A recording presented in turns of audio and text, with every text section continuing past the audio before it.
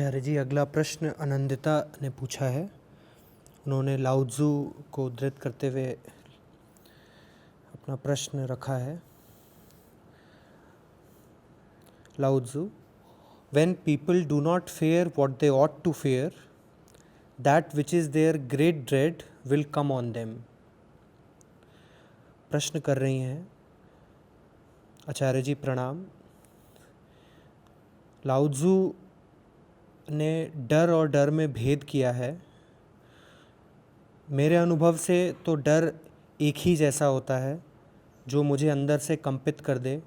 कृपया यह समझाने का प्रश्न करें, कृपया यह समझाएं कि जो पहले तरीके का डर है जिससे हमें डरना ही चाहिए, वह और दूसरे तरीके के डर में क्या भेद है? बहुत भेद है।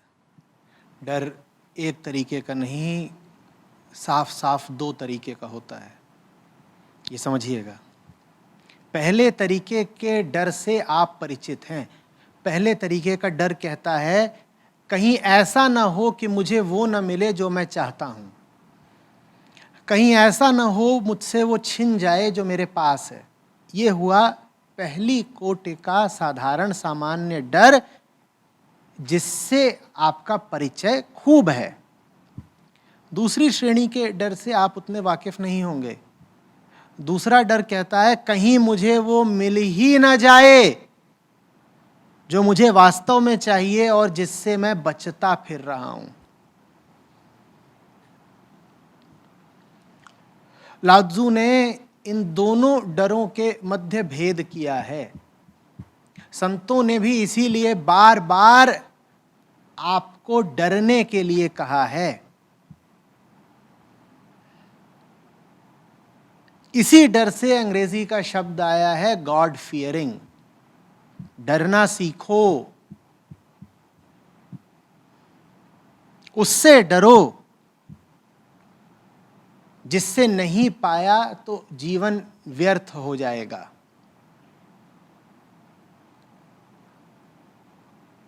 और अहंकार उसी को पाने से डरता है।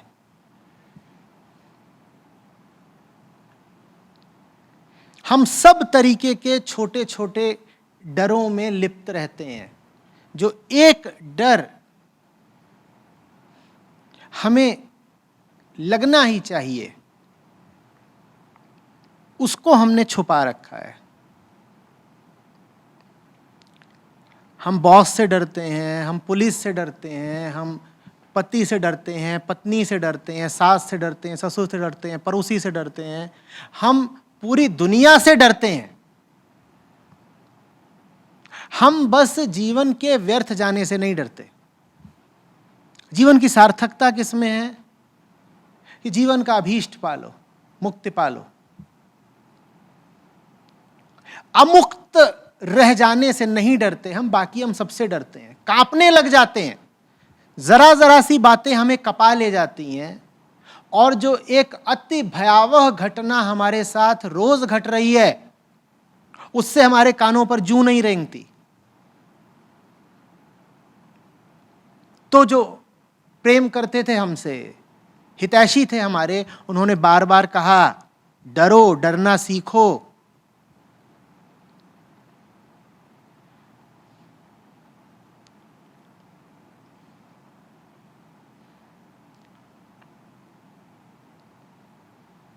कबीर साहब के पास जाओगे, वो कहेंगे भय पारस है जीव को।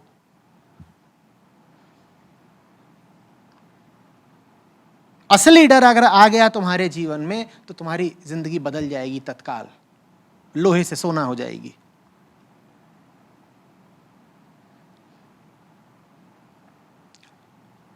और असली डर अगर जीवन में आ गया तो चमत्कार ये होगा कि ये सब जो छोटे छोटे क्षुद्र डर हैं, ये विदा हो जाएंगे। फिर दुनिया से डरना छोड़ दोगे। फिर जरा जरा सी बातों पर रूह नहीं कांपा करेगी। ये एक फोन आ गया, अब खड़े कप रहे हैं, कंपन रुक ही नहीं रहा। बॉस ने जरा धमका दिया, रक्तचाप बढ़ गया।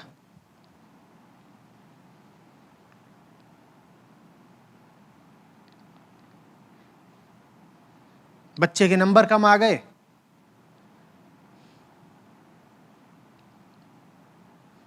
लगा संसार खत्म होने को है।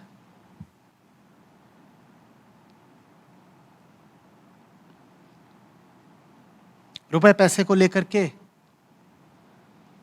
कुछ ऊंच नीच हो गई, रात की नींद उड़ गई।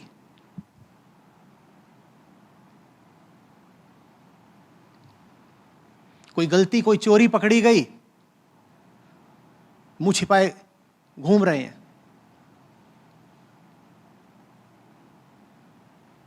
ये सब उन्हीं के साथ होता है जिन्हें असली डर नहीं लगता।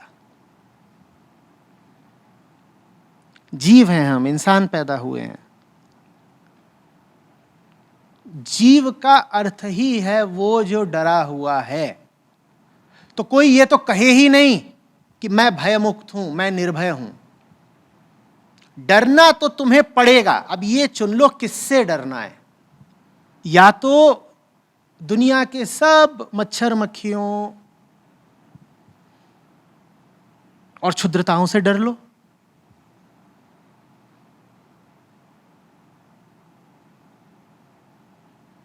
या फिर उस एक से डर लो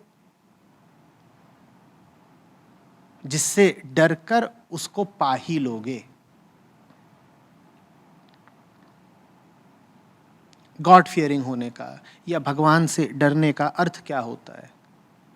अर्थ होता है कि मुझे बहुत लगता है इस बात से कि कहीं वो मुझे मिले ना।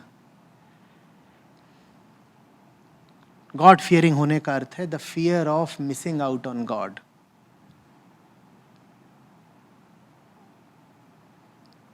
भगवान से डर नहीं लगता, भगवान से दूरी से डर लगता है।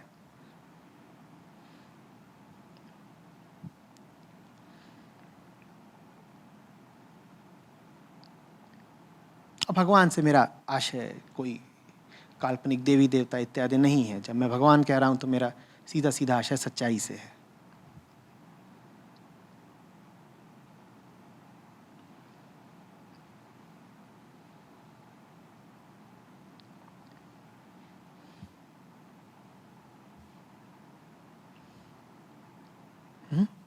आजकल बड़ा चलन है फियरलेसनेस का। बार बार कहा जाता है देखो किसी से डरना मत, किसी से डरना मत। कितना भी समझा लो किसी से डरना मत, जो उससे नहीं डर रहा वो नीचे वालों से डरेगा ही डरेगा। तुम दे लो जितनी आधुनिक शिक्षा देनी है, तुम कर लो जितना प्रचार करना है,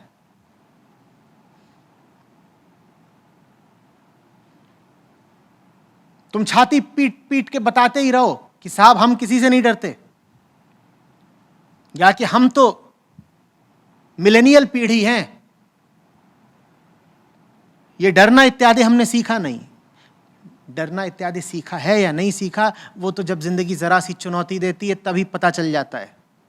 जितना डिप्रेशन आज की पीढ़ी को होता है इतना इतिहास में कभी किसी को नहीं हुआ। और जितनी बेखौफ और निर्भय आज की पीढ़ी बनती है उतना कभी कोई पीढ़ी बनी नहीं। आज की पीढ़ी तो आदर और सम्मान देने को, झुक जाने को भी डर से ही संबंधित मानती है। तो न ये आदर देना जानते हैं, न सम्मान देना जानते हैं, न झुकना जानते हैं, ये सिर्फ कूल हैं।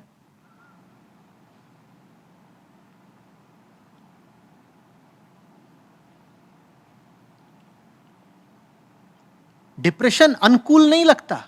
बार बार आके बताते हो हमें तो एंजाइटी हो गई, वो अनुकूल नहीं लगता। वो इसीलिए है क्योंकि जिसका तुम्हें डर लगना चाहिए था उसके सामने तुम कभी डरे नहीं, झुके नहीं।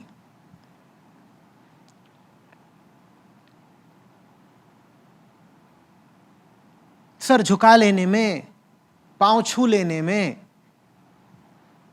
तुम्हें बड़ा अपमान लगता है।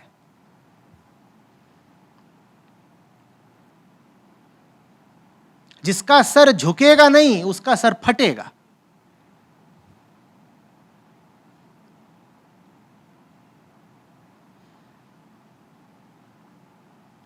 और जिसका सर उसके सामने नहीं झुकेगा उसको सजा यह मिलेगी कि उसका सर 100 जगहों पर झुकेगा, बहुत गलीच जगहों पर झुकेगा।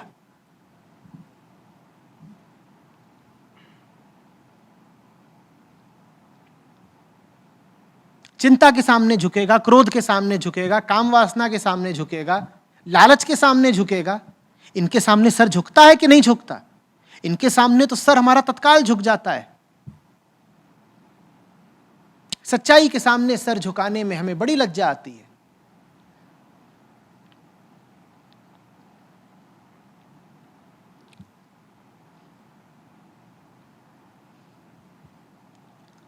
हम कूल हैं ना,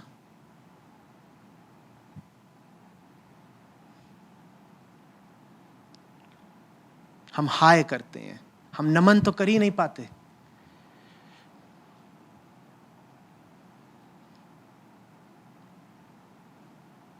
चरण स्पर्श करना तो दमन का सबूत है ना।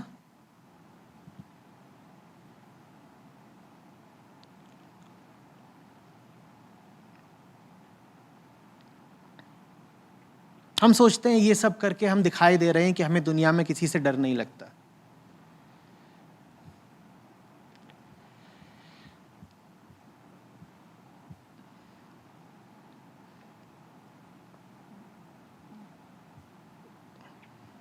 बिना डर के ही आ गए क्या ये सैकड़ों मनोरोग? बताओ, क्या इन सब का मूल संबंध डर से नहीं है? मनोवैज्ञानिकों की दुकान जितनी आज चल रही है उतनी कभी नहीं चली। क्या हर मानसिक बीमारी का ताल्लुक गहराई से डर से नहीं है? और डर का ताल्लुक सीधे सीधे हमारी बेवफाई से है, हमारी अश्रद्धा से है। जो जितना बेवफा और बेईमान होगा उसको मनोरोग की संभावना उतनी बढ़ेगी। समझो, अध्यात्म और क्या है? मानसिक स्वास्थ्य का विज्ञान है अध्यात्म। मन को और कुछ स्वस्थ रख ही नहीं सकता अध्यात्म के अलावा। उसी अध्यात्म के अभीष्ट को जो नाम दिया गया है उसे कहते हैं सच्चाई। तो माने मानसिक स्वास्थ्य की एक ही दवा है, क्या है? सच्चाई। जो सच्चाई के सामने झुक गया वो मानसिक रूप से बिल्कुल भला चंगा रहेगा। जो सच्चाई के सामने नहीं झुका वो 50 अन्य जगहों पर झुकेगा, परिवार के सामने, समाज के सामने, अपनी ही वृत्तियों और विकारों के सामने झुकेगा और मनोरोगी रहेगा। मैं खूब करता रहेगा, आई दिस आई दैट। सब मनोरोगियों में ये बात तुम साझी पाओगे। आई बहुत चलता है उनका। Then I thought, then I said, then I felt, then I imagined, then I assumed. अंग्रेजी में इसलिए बोल रहा हूं क्योंकि उनका अंग्रेजी से भी खूब ताल्लुक होता है। हिंदी तो पिछड़ेपन की भाषा है ना।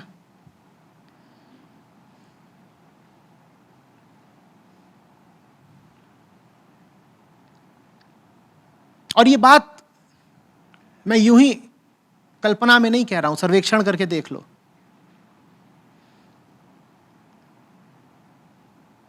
अंग्रेजी भाषियों और देशीय भाषा वालों में तुलना करके देख लो कि मनोरोगों का अनुपात कितना है।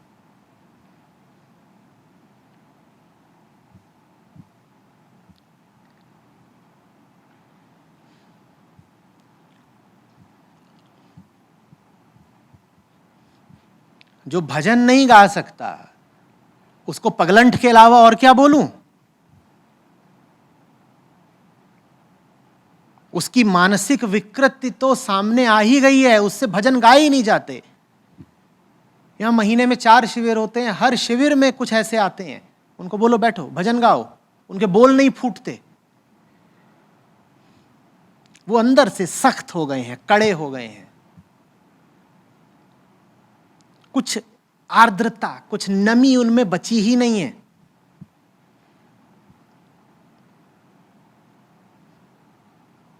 तुमने गौर किया है, डर में तुम अकड़ जाते हो?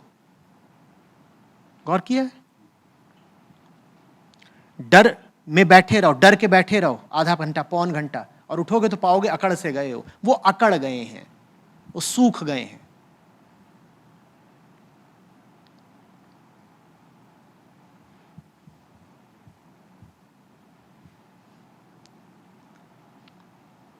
ज्यादातर हम जिसको प्रगति बोलते हैं, तरक्की बोलते हैं, वो कुछ नहीं है, दुनिया का डर है।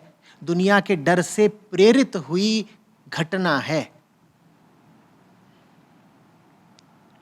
दुनिया को जीतने की भी ज्यादा ललक उसी में रहती है जो दुनिया से डरा हुआ है। यही वजह है कि मनोरोग भी अधिकांशतः प्रगतिशील लोगों में ही ज्यादा पाया जाता है।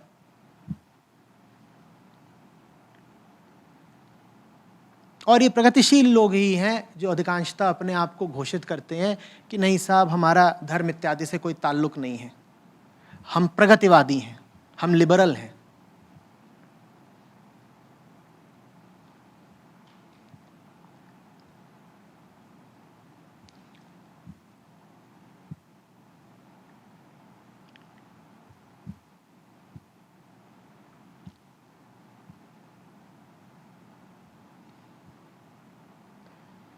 हम चूंकि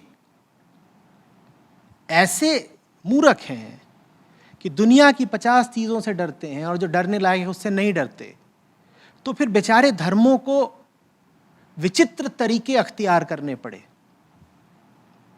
किसी धर्म ने कहा स्वर्ग होता है, नर्क होता है, गलत काम करोगे नर्क में पड़ोगे। ये तुमको डराया ही जा रहा था। किसी ने कहा कयामत का दिन आता है, गलत काम करोगे तो कब्र में से निकाल के तुम्हारा इंसाफ किया जाएगा। ये तुमको डराया जा रहा था। ये कृत्रिम तरीके हैं डराने के, क्योंकि स्वस्थ डर हमें पता ही नहीं। और मैं बिल्कुल नाप तोल के कह रहा हूं, स्वस्थ डर एक होता है रुग्ण डर और एक होता है स्वस्थ डर। चूंकि हम स्वस्थ डर जानते ही नहीं, तो इसीलिए फिर धर्मों ने हेवन हेल इत्यादि की व्यवस्था करी कि कुछ तो करके इस आदमी में खुदा का खौफ डाला जाए, नहीं तो ये तो डरता ही नहीं। ऊपर से डरता नहीं और नीचे डर के अलावा कुछ जानता नहीं। अजीब इसकी हालत है।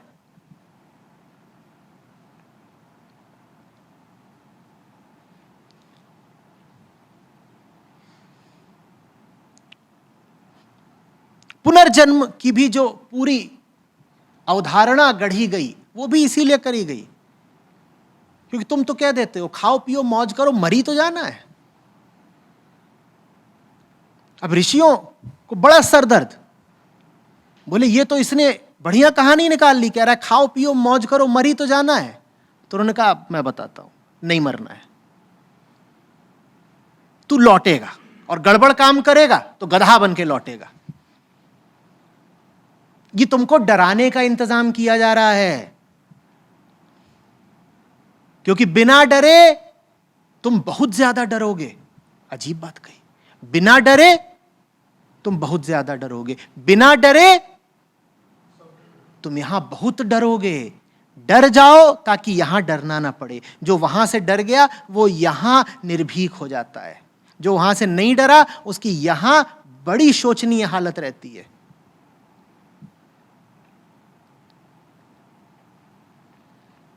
जब भी कोई आदमी देखना जो दुनिया में बड़ी दर्दनाक हालत में हो, हर तरफ घिसटता पिटता फिर रहा हो, एक बात साफ समझ लेना, क्या उससे नहीं डरा।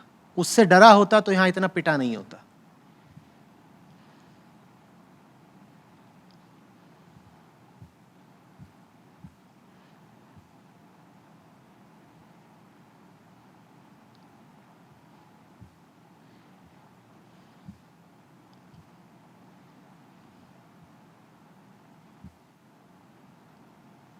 बात बात में निर्भयता के नारे मत लगाने लग जाया करो।